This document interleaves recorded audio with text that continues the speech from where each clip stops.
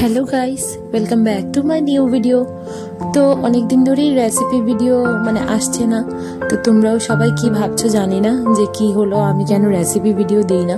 তো নানান অসুবিধার কারণে দিতে পারি না, কিন্তু সেটা মনে রাখবে যে অবশ্যই ভিডিও আসবে। তো কি হয়েছে, আমাদের পিঠে পুলির সময় আমরা বাড়িতেই ছিলাম না, পৌষ সংক্রান্তির সময় বাড়িতে ছিলাম না। তোমরা জানো আমরা পিকনিকের দিনই নেপাল চলে গেছিলাম, 14 তারিখে। তো বাড়িতে এসে পিঠে পুলি কি না খেলে হয়? আর আমার বাড়িতে পিঠে পুলি হবে না সেটা তো হতেই পারে না। তো প্রতি বছরই অনেক রকমের পিঠে পুলি হয়। তো এবার সেরকম আর বেশি কিছু বানালাম না। তার কারণ হচ্ছে মায়েরও চোখের অপারেশন হয়েছে, আর আমি একা একা কতটুকু পারবো। তো তাই ভেবে বেশি কিছু একটা নিয়ে নিই, কম পরিমাণে পিঠে পুলির আয়োজন করেছিলাম। তো মুগ পুলি আমাদের ঘরে সবাই ভালোবাসে, তো ভাবলাম মুগের পুলি বানাই আর টুকটাক কিছু পিঠে বানাবো। তো মুগ পুলির জন্য আমি মুগগুলোকে একটু খালি তাতে ভেজে নেব, কোনো তেল ছাড়াই। তো আমি একটা মাপে নিলাম, তার কারণ হচ্ছে যে মাপে যেমন 4 কাপ মুগ ডাল নিয়েছি, তো 4 কাপ জল দিয়ে সেদ্ধ করব, তাই সেই জন্যই এই মাপটা। তো তোমরাও এটা ইউজ করতে পারো। আর মুগগুলোকে একটু হালকা আছে আমি কিছুক্ষণের জন্য ব্রাউন কালার হওয়া পর্যন্ত ভেজে নেব। তো এটাকে একটু ব্রাউন কালার হওয়া পর্যন্ত আমি ভেজে নিয়ে তারপর একটু ঠান্ডা জল দিও না, গরম জলটা দিয়ে ভেজানো দরকার। এর কারণ হচ্ছে অনেক সময় ডালটা শক্ত হয়ে যেতে পারে ঠান্ডা জল যদি দিই। আর আমার পিঠে পুলির দিনে না, আমি যেদিন পিঠে পুলি বানালাম সেই দিন আমার হাজবেন্ড আর আমার ছোট জাল আমাকে অনেকটাই হেল্প করেছে। ছোট জালের শরীরটাও ভালো নেই, তো তারপরেও আমাকে অনেকটাই হেল্প করেছে। আর আমার হাজবেন্ড তো ভীষণ অনেকটাই হেল্প করেছে, কি বলবো। ছেলে মানুষ হয়ে এতটুকু সাহায্য করা, এটা অনেক কিছু আমার কাছে। তো যাই হোক, দেখো এটাকে ব্রাউন কালার পর্যন্ত আমি একটু ভেজে নিলাম। এবার এটাকে একটু আমি গরম জল হালকা গরম জল দিয়ে, কড়াইটা যেহেতু বেশি গরম তাই হালকা গরম জলটাই ইউজ করা উচিত, নয়তো জল দেওয়ার সাথে সাথে ডালটা ফেটে যেতে পারে।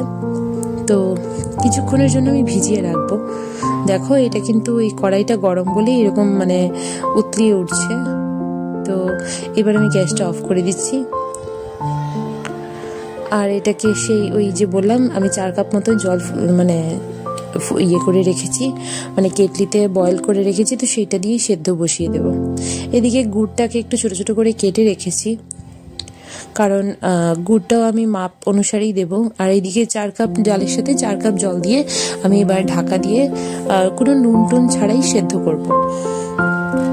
যেহেতু পিঠে বানাচ্ছি, তো নুনটাকে একটু পরে দেওয়াই ভালো। আর এইটা কি জানো, এটা হচ্ছে বিরুন চাল। তো বিরুন চালকে 8 ঘন্টা মতো ভিজিয়ে একটা শুকনো কাপড়ে মেলিয়ে রেখেছিলাম। তো বিরুন চালের যে কি পিঠে হয় আমি এটা জানি না। এটাকে শুকনো যে পাটিসাপটা হয় সেই পাটিসাপটাটাই বানালাম আমি। তো সবকটা পিঠের রেসিপি শেয়ার করতে পারিনি, তো যতটুকু পেরেছি করেছি। আর বাকিটা তোমাদের সাথে, তোমরা যদি আমার এই রেসিপি জানতে চাও অবশ্যই শেয়ার করব। তো ডালটা দেখো একদম কি ভালোভাবে সেদ্ধ হয়ে গেছে। আমার না এরকমই কনসিস্টেন্সিটা দরকার পিঠের জন্যে। তো এবার দেখো উপর থেকে ওকে চালের গুঁড়ি দিচ্ছে, আর আমি এদিকে নাড়াচ্ছি। তো এইভাবে একজন যদি চালের গুঁড়ি দেয় তাহলে হালকা আছে এটাকে ভালো করে একটু কাই করে নেওয়া যায়। এইটার সাথে পিঠের সাথে কোনো ময়দা ইউজ করো না, চালের গুঁড়ি ইউজ করো, তাহলে পিঠাটা অনেক মুচমুচে হবে, ভালো হবে। এদিকে দেখো মুগ পুলির ভিতরে দেওয়ার জন্য আমি যে পুরটা বানাবো সেইটার জন্য আয়োজন করছি। তো নারকেল নিয়ে নিলাম। তো আমি এইখানে কেন মাপ ইউজ করছি সেটা বলছি। এর কারণ হচ্ছে যতটুকু পরিমাণ আমি নারকেল নেব ঠিক ততটুকুই পরিমাণ গুড় নেব, সেই কাপের আন্দাজে। যেহেতু গুড়টাকে কুচি করে রাখা, তো আমার গুড়টাও নিতে সুবিধা হয়ে যাবে। তো সেই জন্যই আমি মাপ নিয়ে করছি জিনিসটা। তাহলে কি হয়, না গুড় বেশি হবে না নারকেল বেশি হবে, দুটোই একদম সুন্দরভাবে একটা পুর তৈরি হয়ে যাবে। তোমরা দেখতেই পাবে আমি কিভাবে করছি। তো এইভাবে অনেকটা পুর তোমরা বানিয়ে নিতে পারো, এবং এই একই পুর দিয়ে অনেক রকমের পিঠা হয়ে যেতে পারে, যে ক্ষেত্রে এরকম পুর দেওয়া হয়।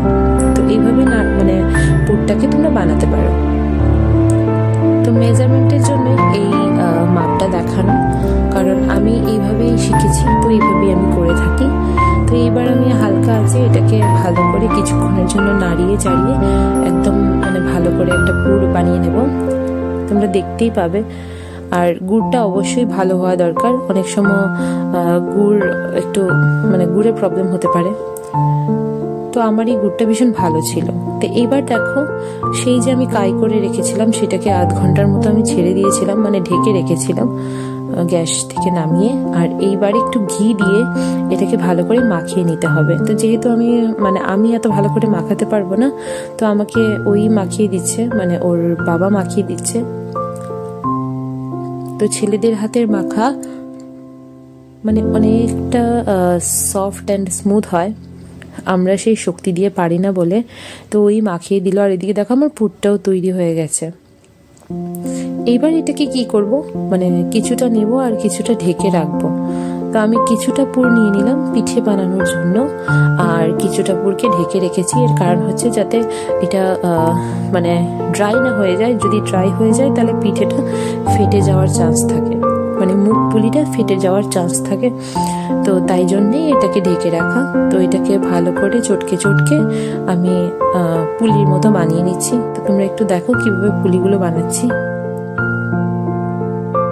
তো আমার মানে আমি যতটুকু, আমি খুব ভালো পিঠে বানাতে পারি না, কিন্তু যতটুকু পারি, যতটুকু শিখেছি, আমারও সব কিছু দেখে দেখেই শেখা। মানে এই যে আমাদের মা মাসি এদের কাছ থেকেই শেখা, আর আমার শাশুড়ির কাছ থেকেও আমি পিঠে শিখেছি। তো এইভাবে শিখে শিখেই বানানো। কারণ আমার বাবার বাড়িতে পিঠে পুলিটা হয় না, মানে পৌষ সংক্রান্তিতে হয় না। তো পৌষ মাসটা চলে গেলে আমাদের পিঠে হয়।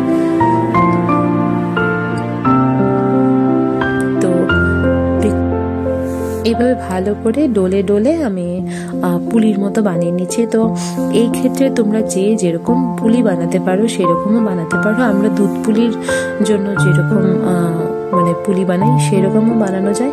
আর মুখ পুলিটা আমি দেখেছি জেনুইনলি সবাই এরকমই বানায়। তো আমিও সবার দেখা দেখি এইভাবে বানাচ্ছি।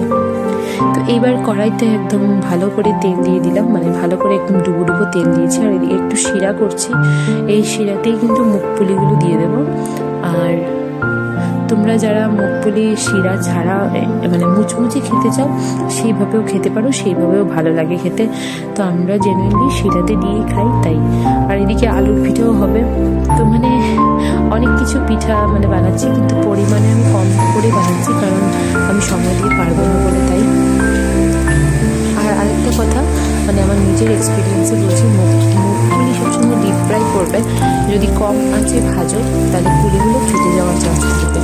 একদম মানে কড়া আঁচে তেল ভালো করে যখন গরম হয়ে যাবে তখনই পুলিগুলো দিয়ে মানে এটাকে নাড়িয়ে চাড়িয়ে মানে তৎক্ষণাৎই নামিয়ে নিতে হবে। আর যদি কম আঁচে পুলিগুলো দিয়ে রাখো যে আস্তে আস্তে হতে থাকবে, সেই ক্ষেত্রে কিন্তু পুরো পুলি ফেটে একদম একাকার হয়ে যাবে। কারণ আমার সাথেও এরকম ঘটনা ঘটেছিল। এরকমভাবে কখনোই করো না, মানে সবসময় ডিপ ফ্রাই করো, মানে কি বলে এটাকে কড়া আগুনে করবে, তাহলে পিঠেটা অনেক সুন্দর এবং লাল লাল মুচমুচে হয়ে উঠবে। তো শিরাতে দেওয়ার পর ঠিক এরকম লাগছিল। আর শিরাতে দেওয়ার আগে কিন্তু বেশ লাল লাল ছিল, শিরাতে দেওয়া একটু যেন কালারটা চলে গেছে। তো যাই হোক, খেতে তো দারুণ হয়েছিল।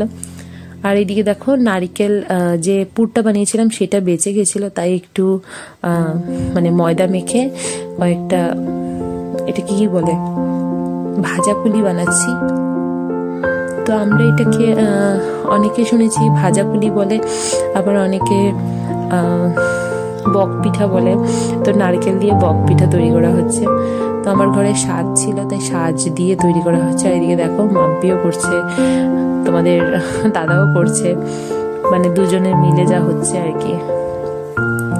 রান্নাঘর দেখে বুঝতেই পারছো, মানে পিঠে পুলির জন্য পুরো রান্নাঘরটা আমার তছনছ। আর এদিকে দেখো মাম্পি আলুর পিঠাটা পুরো তৈরি করে দিয়েছে, মানে একদম মেখে টেখে সুন্দর করে একদম সবকিছু রেডি করে দিয়েছে। এবার এটাকে ভাজা হচ্ছে। তো সবকটা পিঠা মোটামুটি বানানো আমার কমপ্লিট। এবার আলুর পিঠা হয়ে গেলে শিরাতে দিয়ে দেবো, ব্যাস। তো আমি সব পিঠার রেসিপি তো শেয়ার করিনি। তোমরা যদি আমার পিঠের রেসিপি জানতে চাও অবশ্যই আমাকে কমেন্টে জানাবে, আমি তোমাদের তোমাদেরকে অবশ্যই ভালো করে এক একটা পিঠার রেসিপি জানিয়ে দেবো।